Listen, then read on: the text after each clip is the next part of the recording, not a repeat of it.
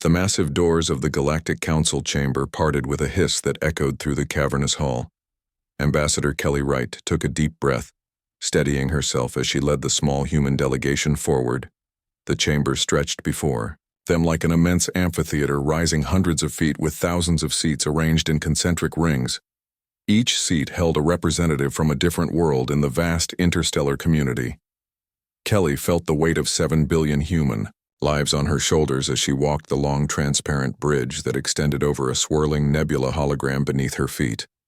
The bridge seemed designed to intimidate, making visitors feel as though they were walking through space itself, vulnerable and exposed. The 5 other humans in her delegation followed closely behind, their footsteps perfectly synchronized as they had practiced countless times on Earth. None of them betrayed the awe they felt at finally standing in the legendary council chambers, the seat of power for over 4,000 civilizations across 3 spiral arms of the galaxy.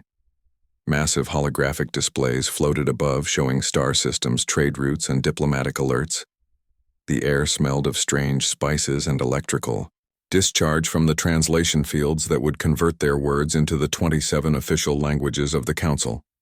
At the center of the chamber sat the High Council, 7 beings from the founding species of the Galactic Alliance. Their forms varied wildly. The Varathi Counselor appeared as a shimmer of light contained within a hovering crystal sphere. The Dranaxian was a massive insectoid with compound eyes that reflected the chamber like fractured mirrors. The others were equally alien, equally imposing. Elder Rovik of the Dranaxians leaned forward, his mandibles clicking in what Kelly recognized as impatience from her studies. "The humans come before us at last," he said, his voice translated into flawless English. "After 50 years of observation, after your discovery of our monitoring stations on your moon, after your primitive attempts to communicate with our outpost on Mars, you stand before this council not as invited guests, but as intruders who forced our hand." Kelly maintained perfect composure, though her heart raced. She had trained for this moment since she was 20 years old now. At 39, she would either secure humanity's place among the stars or condemn Earth to isolation and potential destruction. "Honorable Council," she began, her voice clear and unwavering. "We come seeking neither charity nor special consideration. We come as equals." A ripple of clicking, hissing, and electronic tones echoed through the chamber as thousands of representatives reacted to her words. The High Council members remained impassive. The Varathi Counselor pulsed with blue light. "Equals, you claim equality with civilizations that were traveling between stars when your kind had not yet discovered fire. Your presumption borders on insult." Kelly had anticipated this reaction. The first test of human resolve. The delegation had prepared for every scenario, every insult, every attempt to provoke an emotional response that would confirm the Council's view of humans as primitive and unstable. Ambassador Kelly allowed a small smile to form. "I claim only the equality that your own founding charter grants to all sentient species. Article 7, Section 3 states that all sentient species, regardless of technological development, cultural practices, or biological composition, shall be regarded as equal under Council law." Silence fell across the chamber. The human had quoted their own laws back to them perfectly. The Tellurian Counselor, a being of living stone, leaned forward. "How do you know of our charter, Ambassador Wright? Your species has never been given access to our legal codes." Kelly met the counselors, gaze unflinching. "We have had the charter for 28 years, ever since your scout ship crashed in the Pacific Ocean. We recovered not only your legal databases but your tactical assessments of Earth, the ones that labeled us as aggressive, unpredictable, and too dangerous to contact officially." Murmurs spread through the chamber like wildfire. The human delegation remained composed, facing the High Council without fear. That information was classified. Elder Rovik said, his mandibles clicking rapidly. "You had no right." "With respect," Elder Kelly countered. "We had every right. Your council has been observing Earth for over a century, placing monitoring devices in our solar system, cataloging our weaknesses, studying our conflicts. You violated your own non-interference protocols. Yet when we discovered your presence, when we recovered your technology and learned of the greater galactic community. You still refused official contact. She gestured to the chamber. We are here today because we chose to be, not because you invited us. We decoded your transmission frequencies. We built ships using principles, reverse, engineered from your scout vessel. We navigated to this station using star charts we obtained from your databases, and we come not as supplicants, but to claim the seat that your own laws entitle us to. The representatives from thousands of worlds watched in stunned silence as the small human woman challenged the most powerful governing body in known space. This was unprecedented. No new species had ever forced their way into the council. They were always carefully evaluated, managed, and introduced, according to the council's timeline. The Varathi counselor pulsed red with agitation. You speak as though your actions are something to be proud of, Ambassador. When they represent a security breach of the highest order, Kelly nodded, acknowledging the point. And yet isn't that precisely why humanity deserves a place at this table? We accomplished in 50 years what takes most species centuries. We did not wait for permission, we acted, we solved problems, we overcame obstacles. And now we stand before you, having breached your security, navigated your defenses, and mastered your technology well enough to arrive here uninvited, but entirely peaceful. The Tellurian counselor rumbled with what might have been laughter. A bold claim, Ambassador. But it does not change the fact that your species remains confined to a single solar system. You have no colonies, no outposts, no meaningful presence beyond your homeworld. How can you claim readiness to join galactic society? Kelly had prepared for this question specifically. It was the cornerstone of their strategy. We offer something unique, she said. Her assistant Graham stepped forward, activating a holographic display that projected above the bridge. Images appeared of Earth, its cities, its natural wonders, its people. But interspersed were other images. The wreckage of alien vessels recovered over decades. Ancient artifacts found beneath the Antarctic ice. Evidence of visitations stretching back thousands of years. Humanity has never been alone, Kelly continued. Earth has been a crossroads, a curiosity, a forbidden fruit for dozens of species. Not all of them aligned with the Council. We have recovered technology and knowledge from 17 different civilizations over our history. Some friendly, some hostile.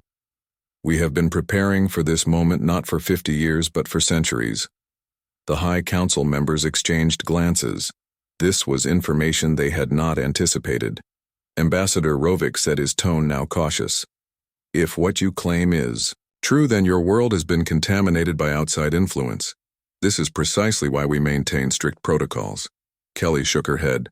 Nothing could contaminate the human spirit. Elder Rovik. What makes us unique is not our technology, but our adaptability. We take what we encounter and make it our own. We learn, we improve, we evolve faster than any species you've encountered. We don't fear difference, we embrace it. She gestured to her diverse delegation. Each member represented a different continent, a different cultural background. The Council noted this silently. But more importantly, Kelly continued. We bring something this Council desperately needs, though. You may not recognize it. And what might that be? Human? The Varathi asked. Kelly smiled fully, now a fresh perspective. Your civilization has grown stagnant. Your laws unchanged for 10,000 years. Your borders fixed. Your hierarchies calcified. We bring chaos. Yes, but creative chaos. The chaos of innovation, of questioning, of challenging. The established order. The human delegation watched as the Council members conferred silently, communicating through encrypted channels. They had made their case. Now came the moment of truth. The eldest counselor, a being of pure energy contained within an ancient mechanical body, finally spoke. Its voice resonated with authority that silenced all others. In 3,000 years, no species has ever appeared before this council uninvited. He said, "You have broken our laws, violated our security, and challenged our authority." Kelly held her breath, and in doing so, the elder continued, "You have proven yourselves exactly the kind of species this council was founded to include. those with the courage to reach for the stars regardless of obstacles. The original spirit of our union long forgotten in millennia, of bureaucracy and procedure. The human delegation exchanged quick glances. This was unexpected. The council will recess for one standard day, the elder announced. When we reconvene, Ambassador, right, you will present your formal petition for Earth's membership. We will hear your terms, we will present ours. The elder fixed its glowing eyes directly on Kelly. But know this. Today marks a turning point in galactic history. For better or worse, humanity has announced itself to the universe. There is no returning to isolation now. As the human delegation was escorted from the chamber, Kelly finally allowed herself to exhale. The first hurdle had been cleared, but she knew the real challenge was just beginning. The council would not easily surrender power or privilege to newcomers, especially ones as unpredictable as humans. Back in their assigned quarters, Kelly gat. The Galactic Council chamber hummed with tension as Ambassador Diane Foster stood at the center of the diplomatic arena. A holographic display above her showed the devastation of Colony Epsilon, the human settlement reduced to smoking ruins. Thousands, dead, millions more at risk as the atmospheric processors failed. The images rotated, showing the distinctive energy signatures of Krell weapons. The evidence was undeniable. The 7 Grand Counselors watched from their elevated platform, their expressions ranging from concern to outright hostility. Behind them, representatives from over 4,000 worlds murmured and gestured, creating a symphony of alien sounds that the translation system couldn't fully process. You claim the Krell Empire violated the Non-Aggression Pact, Grand Counselor Vex said, his crystalline form pulsing with blue light. That they attacked your colony without provocation. Yet the Krell ambassador insists your people were developing forbidden weapons on Epsilon. A clear violation of Treaty 794. The Krell ambassador, a massive reptilian being with iridescent scales and ceremonial armor, stood on an opposing platform. His voice boomed through the chamber. Humans lie. They always lie. We detected quantum displacement, energy consistent with dimensional weapons research. Our attack was preventative, sanctioned under Council emergency protocols. Diane didn't flinch, though. Her heart raced beneath her formal diplomatic uniform. She had been Earth's ambassador to the Council for only 3 months, the youngest ever appointed at 34. But she had spent decades training for this moment, studying thousands of alien species, their cultures, their weaknesses, their tells. The Krell ambassador is correct about one thing, she said, her voice calm and measured. We were conducting quantum research on Epsilon. A wave of murmurs swept through the chamber. The Krell ambassador hissed in triumph. However, Diane continued, our research was focused on medical applications, specifically targeted cellular regeneration using quantum fields.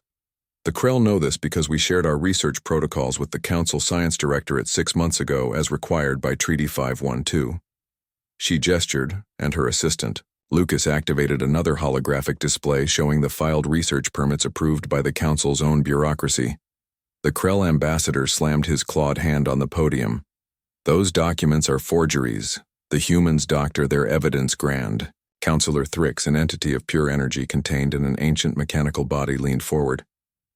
The authenticity of the documents can be verified. Ambassador Krellvac. Our systems confirm they were indeed filed and approved. Diane nodded. Thank you, Counselor Thrix.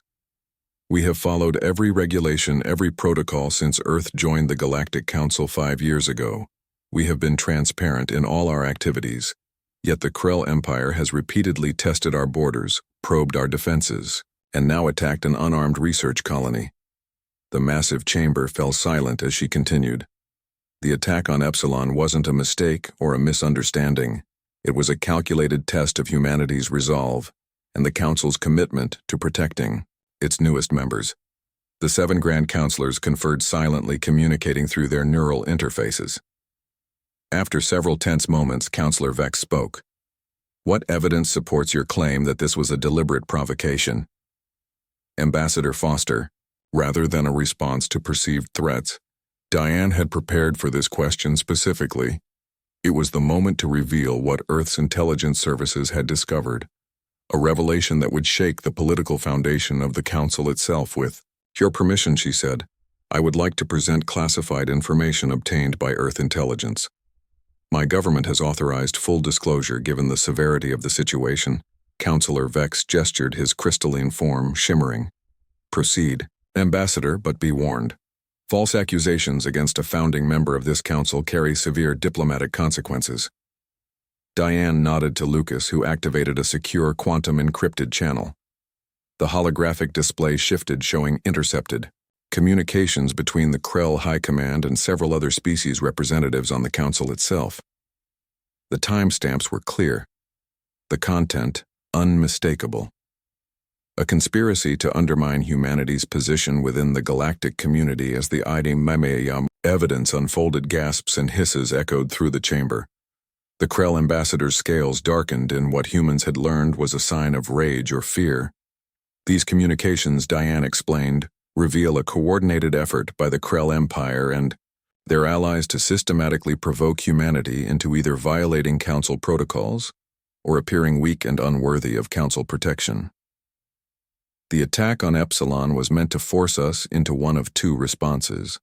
Either we would retaliate immediately, without council approval, demonstrating that we cannot be trusted to follow galactic law, or we would do nothing, proving that we lack the resolve to defend our interests in interstellar politics. The Krell ambassador hissed, "This is fabrication. Humans are known for their deception. Their technological capabilities are insufficient to intercept secure Krell communications." Diane smiled slightly. Earth may be new to the galactic stage, Ambassador, but humanity has spent millennia perfecting the art of espionage. We developed quantum entanglement communication monitoring systems within 2 years of joining the Council, technology that your intelligence services believed would take us decades to master. The Grand Councilors were visibly disturbed.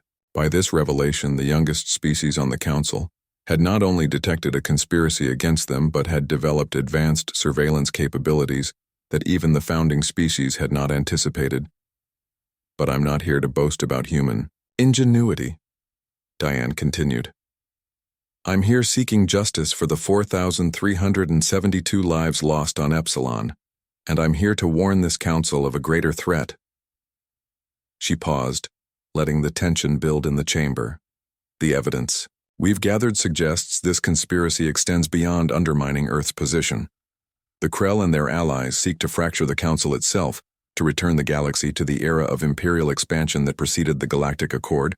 Grand Councilor Thrix's mechanical body hummed as its energy form pulsed with intensity.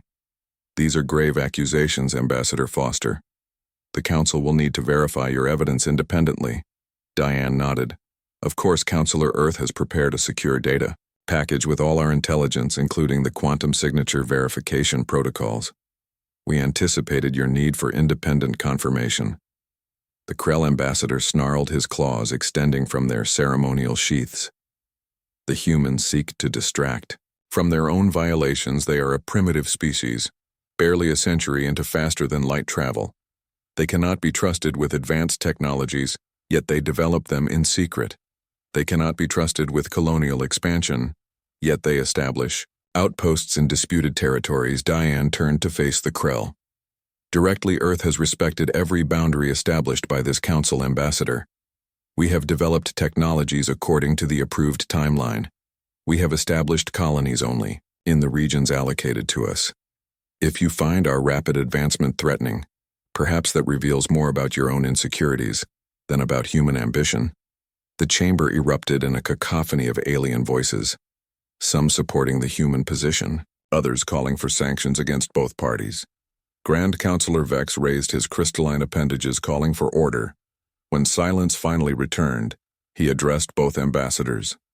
The Council will review the evidence presented.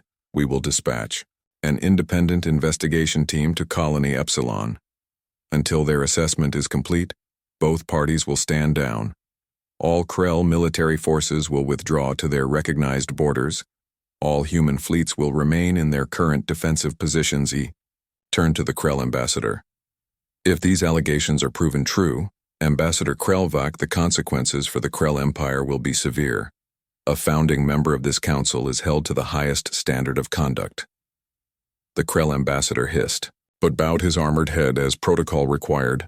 Diane knew this was only the beginning. The political battle would continue in the shadows.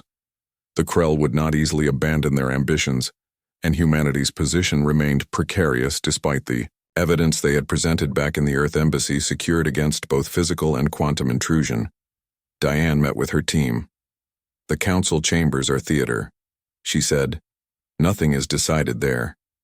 The real decisions are made in private negotiations, back-channel communications, quiet deals. We've made our public case. Now we need to secure the private support." Lucas nodded, analyzing the diplomatic feedback from the session. "We've identified 14 species representatives who seemed sympathetic to our position. Another 23 appeared troubled by the Krell evidence. The remaining majority is either aligned with the Krell or waiting to see which way the political winds blow.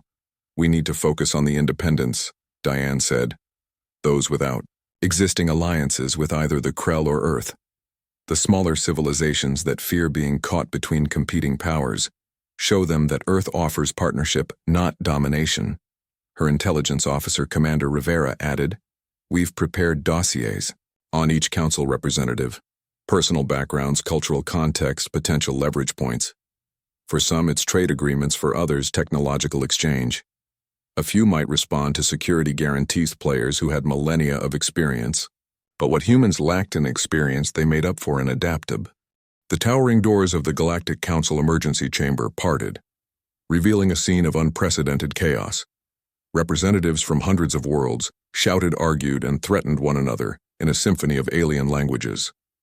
The translation systems struggled to keep pace, creating a disorienting echo of overlapping voices. Admiral Laura Morgan stepped through the doorway, her face betraying none of the anxiety that knotted her stomach. Behind her walked the remainder of the human delegation, military officers, scientists, and diplomats, all wearing the somber black uniforms that humanity had adopted for this critical meeting. The diplomatic crisis that had been brewing for months had finally erupted into something far worse, a threat that transcended political squabbles and demanded immediate action. At the center of the vast chamber, the High Council of Seven sat in rare, full assembly. Their species represented the founding civilizations of the galactic community, beings whose evolutionary paths had diverged billions of years ago, but who had found common purpose in governance. Normally they presided with detached authority, but today even they appeared disturbed. The first speaker, a being composed of living crystal, raised his glowing appendages for silence. The chamber gradually quieted, though tension remained palpable in the air. "The Council recognizes Admiral Laura Morgan of Earth." The first speaker announced, his harmonic voice resonating through the chamber. "The humans have requested this emergency session, claiming information vital to galactic security." All eyes turned to Laura, some curious, others hostile, many simply afraid. The rumors had spread faster than official communications. A boundary breach, a dimensional tier, something that violated the laws of physics as understood by even the most advanced council species. Admiral Morgan stepped onto the central platform, activating the holographic systems with practiced precision. The lights dimmed as a three-dimensional display materialized, showing a region of space near the borders of human territory. 26 hours ago, Earth long-range sensors detected an anomaly in the Arcturus sector. She began, her voice steady, despite the weight of her message. "Our science vessels investigated and discovered what we now confirm is a tear in the dimensional barrier between our universe and another." The hologram shifted, showing swirling energy patterns that pulsed with colors beyond standard visual spectrums, requiring the Council's advanced display technology to even render them visible. The seventh speaker, an ancient intelligence housed in a mechanical body, leaned forward. "That is impossible," he stated. "The dimensional barriers are fundamental. To reality itself, they cannot be breached naturally." Laura nodded grimly. "We agree, Speaker. This breach was not natural. Our analysis confirms it was created artificially, and it's expanding." The chamber erupted again as representatives processed the implications. A manufactured tear between universes. The technology required was far beyond anything the Council races possessed. Even theoretical models for such manipulation were restricted to the highest levels of classified research. The third, speaker. A massive being of living plasma contained within a gravitational field raised her voice above the din.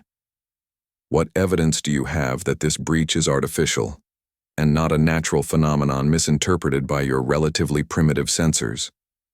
Laura had anticipated the skepticism, the dismissal. It was the usual response to human reports, especially those that challenged established galactic understanding. But she had come prepared. With respect, speaker, our sensors may be newer than yours, but they are not primitive, she responded. Without waiting for permission, she transmitted a data package to the Council's systems. Our science vessels recorded quantum resonance patterns consistent with targeted dimensional frequency manipulation. We detected artificial energy signatures on both sides of the breach. The hologram updated showing complex mathematical equations and energy readings. The Council's own systems analyzed the data, confirming the human findings, but more concerning, Laura, continued is what our sensors detected coming through the breach. The hologram shifted again, now showing dark shapes moving within the swirling energy, massive structures that defied conventional geometry, beings or perhaps machines whose forms seemed to shift and change as they moved. The recording lasted only 30 seconds before dissolving into static. That was the last transmission from our science vessel. Hermes, Laura explained. The ship and its crew of 42 were lost moments later. We sent a second vessel with enhanced shielding. It confirmed the Hermes was destroyed and recorded additional data before retreating to safe distance. Murmurs spread through the chamber as representatives from military powers leaned forward with new interest. Representatives from worlds with religious traditions that spoke of dimensional invaders clutched ceremonial wards and protection symbols. The first speaker's crystalline form pulsed with blue light. You come before us with evidence of a dimensional breach, potentially artificial in nature, and signs of entities crossing between universes. What exactly are you requesting from this council? Admiral Morgan Laura took a deep breath. This was the moment Earth had prepared for, the reason she specifically had been chosen to lead this delegation. Her 20 years commanding Earth's defense forces, her reputation for honesty, even when politically inconvenient, had led to this moment. We request a unified response. She stated simply, Earth cannot face this threat alone, nor should we. The dimensional breach threatens all worlds in this galaxy, possibly all worlds in this universe. The entities we glimpsed possess technology that can tear through the fundamental fabric of reality. Their intentions are unknown, but the destruction of our science vessel suggests they are not peaceful. The seventh speaker's mechanical eyes focused on Laura with ancient intelligence. You suggest a military response? A unified council? Fleet? Laura shook her head respectfully. Military response may become necessary, but we lack sufficient information for effective engagement. We propose a joint scientific and military expedition to establish a containment perimeter around the breach and study these entities while developing potential countermeasures. The second speaker, a being of living shadow rarely involved in military matters, spoke. Its voice was like wind through empty corridors. Your proposal seems reasonable, Admiral, but I must ask why. Earth brings this matter to the full council. Your world has been a member for barely 7 years. Most security matters are handled by regional committees. Laura had prepared carefully for this question. It would determine whether the council saw Earth as genuinely seeking cooperation or attempting to raise its political standing through crisis. The dimensional breach occurs in neutral space beyond exclusive territorial claims, she explained. We detected it first due to the positioning of our deep space monitoring network. But this is clearly a matter that transcends standard jurisdictional boundaries. She paused, then added, We also recognized that this situation requires knowledge and expertise. Earth does not possess. Our civilization is young compared to many in this chamber. We lack the historical records of previous dimensional phenomena that the Council archives might contain. We lack the advanced theoretical physics models that older species have developed. And most importantly, we lack the unified command structure needed to coordinate a multi-galactic response. The admission of human limitations was calculated a diplomatic approach that acknowledged the Council's authority and experience, while positioning Earth as a responsible member seeking proper channels rather than acting unilaterally. The Council members communicated silently for several moments, their various biological and mechanical systems exchanging information at speeds no observer could follow. Finally, the first speaker addressed the chamber. The Council acknowledges the gravity of Admiral Morgan's report, he announced. We will dispatch a joint scientific and military expedition as requested. Earth vessels will participate alongside Council ships under unified command. He turned his crystalline form toward Laura directly. However, Admiral, given the potential severity of this threat, the Council requires direct access to all sensor data from your vessels and monitoring stations. We must verify these findings independently and continuously monitor the situation. Laura nodded, understanding the implicit message. The Council did not entirely trust human motivations or interpretations. They wanted their own experts to analyze the raw data. Without hesitation, she transmitted access codes to the Council systems. We anticipated your need for verification.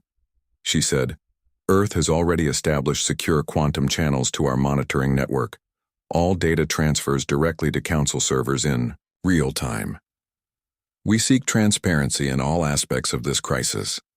The seventh speaker's ancient mechanical body hummed with what might have been approval. The Council will convene a special committee to oversee this matter. Representatives from major military and scientific powers will coordinate the expedition. Earth will have a seat on this committee given your discovery of the breach and your proximity to the affected region. Laura bowed formally. This was more than Earth had hoped for. A seat on a special Council committee. The Galactic Council chambers fell into stunned silence as the holographic display showed the devastation of 3 worlds.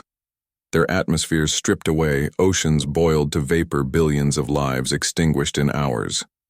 The attack had come without warning, without demands, without any attempt at communication. Director Emma Bennett of Earth Defense Forces stood alone at the center of the chamber, her uniform still bearing the scorch marks from her narrow escape. No one speaks, Emma thought, looking at the representatives of 5,000 worlds gathered in emergency session. They've never seen destruction on this scale. Not in 10,000 years of relative peace. The High Counselor Zul, a being of pure energy contained within an ancient mechanical shell, finally broke the silence. This attack, this genocide, represents an extinction-level threat to all civilized species. The attackers, whoever they are, have proven capable of destroying Council worlds without warning or apparent effort. Emma stepped forward, accessing the central computer system's permission to display tactical analysis. High Counselor, she requested, her voice steady despite having not slept in 72 hours. The mechanical shell nodded, its glowing eyes fixed on the human. Director, proceed. The holographic display shifted, showing the path of destruction. The 3 devastated worlds had been advanced civilizations, members of the Council for millennia.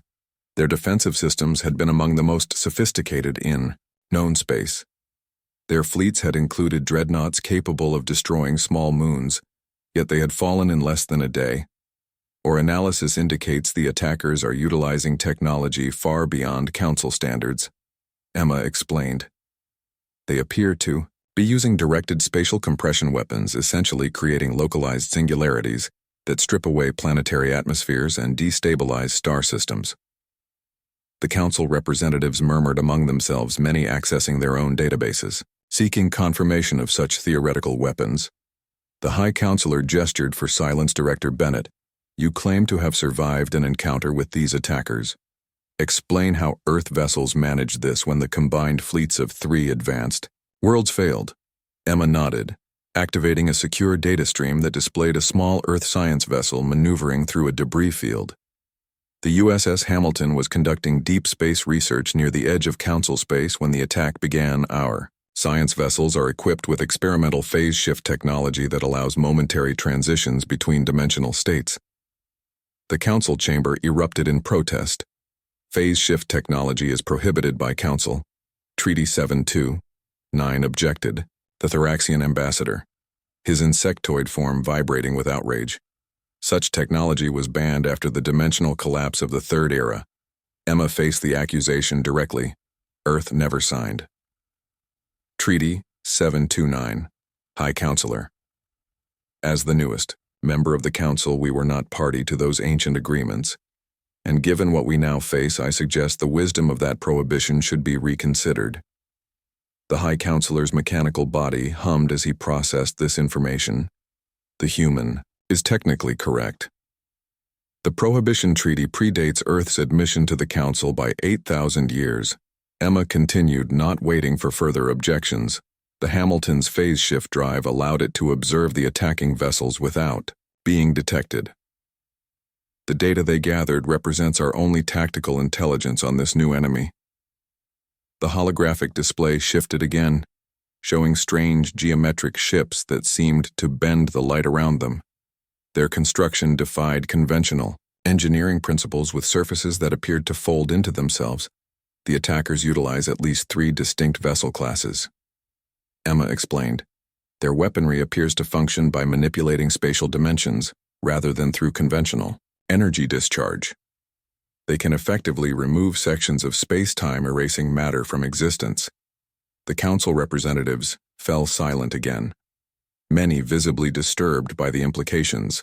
High Counselor Zul's mechanical eyes narrowed. You present troubling information, Director Bennett. But you have not explained why you requested this emergency session beyond sharing this intelligence. What does Earth propose? This was the critical moment. Emma had rehearsed her words carefully, knowing they would either unite the Council or further divide it in the face of extinction. Earth proposes the immediate formation of a unified defense force. She stated, all Council worlds, contributing ships, technology and personnel under a joint command structure. We must pool our resources and knowledge if we hope to survive. The chamber erupted again as representatives shouted questions and objections. The High Counselor raised his mechanical arms, calling for order. What you propose has never been done. The High Counselor said even during the Hive War, each world maintained sovereignty over its defense forces. What you suggest would require unprecedented cooperation and trust. Emma nodded. I understand the political challenges, High Counselor, but these attackers have already destroyed 3 of the most advanced civilizations in the Council. They show no interest in communication, negotiation, or conventional warfare. Their technology suggests capabilities far beyond anything in known space. If we remain divided, fighting as individual worlds, we will fall one by one. She turned, addressing the entire chamber. This is not about politics or ancient rivalries or species differences. This is about survival, and humans have considerable experience facing extinction-level threats. We evolved on a world with predators capable of hunting us. We survived ice ages, volcanic winters, resource scarcity, and our own self-destructive tendencies. Earth history is a continuous struggle for survival. That perspective may prove valuable now. The Naxidian ambassador, a crystalline entity known for its conservative views, rose. My people have maintained the largest independent fleet in the Council for 6,000 years. You suggest we place these ships under some joint command, perhaps even under human officers. We have no assurance this attack is not an isolated incident, or that the threat is as severe as you claim. Emma had anticipated this objection. Earth is not seeking to command this unified force, she clarified. We propose a command structure with representation proportional to contribution. All strategic decisions made by consensus. What we need is coordination, not control. She activated another holographic display showing a proposed organizational structure with multiple species in leadership positions. The High Counselor studied the proposal. Earth asks the Council to fundamentally change how we approach defense, to abandon 8,000 years of tradition based on a single attack. Emma met his gaze directly. High Counselor, the Hamilton recorded the attackers' communications. Our linguists and AI systems have partially decoded their transmissions. The chamber fell silent. The attackers refer to this galaxy as their name. For us, translates roughly to cattle pens. They do not see us as intelligent life, but as resources to be harvested. The 3 worlds they destroyed were not military targets, but processing centers. They are preparing this galaxy for colonization. The implications rippled through the chamber. Many species had experienced colonial exploitation in their histories before joining the Council. The idea of being on the receiving end of a vastly more advanced colonizing force struck primal fears across biological and artificial intelligences alike. The High Counselor's mechanical body remained still as he processed this information. "You have verified this translation." Emma nodded. "We've transmitted the full linguistic analysis to the Council database. Our confidence level is 97%. The attackers are methodically cataloging worlds for resource extraction. They view our civilizations as we might view microorganisms, an inconvenience to be sterilized before harvesting." She paused, letting the full horror of the situation sink in. The attack on 3 worlds was not an end but a beginning, a test of our defensive capabilities. They will continue methodically world by world unless we present a unified response that forces them to reconsider. Council chamber had never been so quiet. Thousands of representatives confronting the possibility of extinction. Emma could see the calculations happening across species, some considering surrender, others planning isolation, many looking to the oldest and most powerful council members for guidance. The High Counselor rose, his ancient mechanical body towering over the chamber. "The Council will recess for 1 standard cycle to consider Earth's proposal. All worlds are directed to begin emergency preparations, defensive mobilization, and evacuation of border systems pending our decision." As representatives filed out, many approached Emma requesting private communications with Earth. Others avoided the human delegation, entirely retreating to consult with their governments. Emma stood at the center, watching the political alliances shifting in real time. Earth's ambassador to the Council, Hector Martinez, joined her, speaking quietly. "The Axidari and Morican delegates have requested immediate technological exchange. They're frightened. The Volturian hegemony is already withdrawing their representatives, likely to fortify their core worlds. The old powers are splitting along predictable lines." Emma nodded, analyzing the political landscape. If the Council cannot unify quickly, the attackers will exploit these divisions, picking off isolated worlds one by one. "What about the phase shift technology?" she asked. "How many Council species have requested it?" Martinez grimaced. 17 so far. All military powers, most offering significant technological exchange. The Thoraxians are threatening sanctions for treaty violations. The massive doors of the Galactic Council emergency chamber slid open with a resonant hum. Lieutenant Commander Rose Harper stepped forward, her heart pounding beneath her formal diplomatic uniform. Behind her stood the remaining human delegation, their faces solemn, their postures rigid. Before them, the Council chamber stretched vast and imposing, with representatives of 3,000 worlds watching in tense silence. Rose had never imagined she would stand here representing not just Earth, but all of humanity. At 34, she had been the youngest officer on the diplomatic corps. Now she was the highest-ranking human official left alive after the Proxima Centauri massacre, the attack that had decimated Earth's leadership and left the human delegation in disarray. The 7 High Counselors watched from their elevated platform, being so ancient and diverse they barely seemed to share the same reality. The Archon of Thrix, a crystalline entity that communicated through light pulses, spoke first. Its voice translated into the standard galactic tongue. Lieutenant Commander Harper. The Archon began. "We have reviewed the evidence your delegation has presented regarding the attack on the Proxima Centauri diplomatic station. The deaths of Ambassador Williams, Fleet Admiral Torres, and 18 other human officials is a tragedy. The Council extends formal condolences." Rose bowed slightly, acknowledging the gesture, though it felt hollow. The attack had been precisely targeted, eliminating Earth's most experienced negotiators and military leaders just days before this critical session. "Thank you, High Counselor."